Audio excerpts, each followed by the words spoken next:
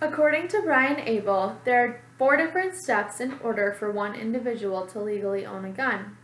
Step 1 is presenting a valid driver's license. Step 2 is filling out a form called the ATF form. Step 3 is that a background check must be done. And lastly, step 4, 3 outcomes can arise. Outcome 1 is proceeding. Proceeding means that the individual can take the gun home that same day. Outcome 2 is delayed. Delayed means something's popped up, such as a common last name, and more research must be done. Outcome 3 is denied. Denied means that the person is prohibited from buying a gun. Just think, when that one person passes all the requirements to own a gun, bam, there's one more person with a legal weapon in their possession. The United States needs to enforce tighter ways for American citizens to contain ownership by tightening the Brady Law, making it illegal for some individuals to own a gun, and for Americans to know how to properly store a gun so there's less theft and accidents that happen. The Brady Law was signed in 1993 and was put into place for criminal background checks at federal licensed dealers to be done to prevent dangerous people from purchasing guns. The FBI checks the person wanting to buy a gun and then will decide if that person is eligible to own one. An unknown author states that the people prohibited from owning guns are felons, fugitives, domestic abusers, and the dangerously mentally ill. Unfortunately, there are loopholes people find in the Brady Law. For example, there are always private sellers that are illegally selling guns to people, states the New York Times. Even though they are selling the guns, the private sellers don't do background checks. They take the money and move on without questioning anything. This is the danger that America is facing. The Washington Post says that it is hard to know exactly how many guns there are in the United States, but in 2009 there were over 310 million guns owned in the United States. And by now it is safe to say that the number has risen.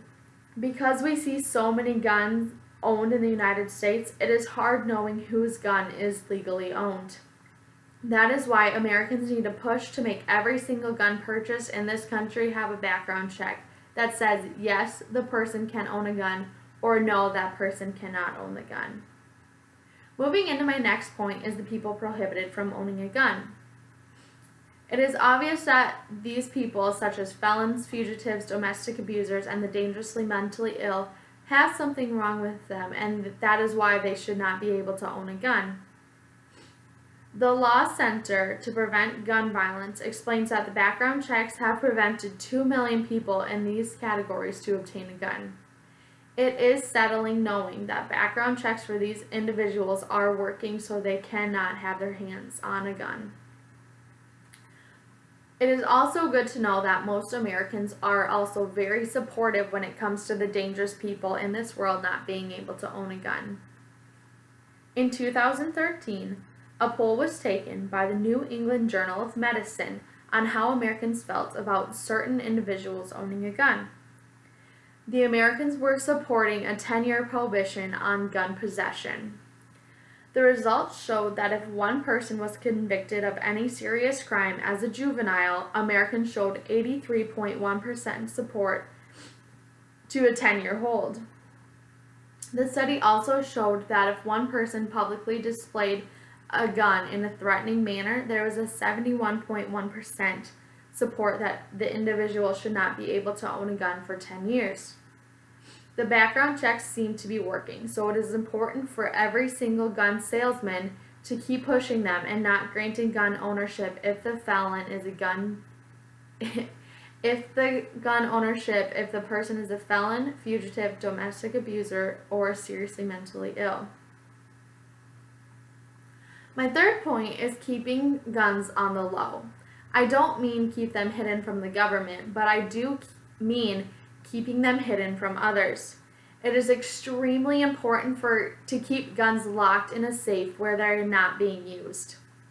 Josh Donahue claims that hundreds of thousands of guns are stolen each and every year, The statistic is horrifying because those stolen guns were more than likely legally bought and are now in the hands of a potential threat. If that gun is used and a crime scene is involved, the first person they are going to accuse is the person who really legally owns it. It is not only important to keep guns out of the hands of criminals, but also children as well. Fox News claims that in 2015, there were 141 accidental shootings that took the life of a minor. Advocates for stricter gun laws are arguing that if guns are safely stored, there would not be this significant number in accidental deaths each year. Deaths from guns are preventable and can be avoided if people know how to properly store them. When a gun is put away and locked in a safe, it is impossible for someone to break in unless they know the code. Teaching people how to properly store guns is another plan that could work because the people who aren't supposed to have the gun, including children, won't know how to get in or where to look.